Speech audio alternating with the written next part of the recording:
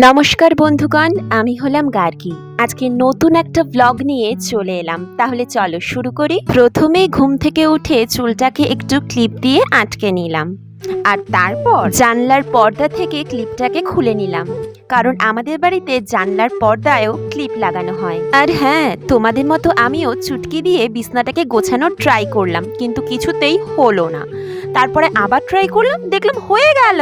তারপরে খেয়ে নিলাম একটু গরম জল।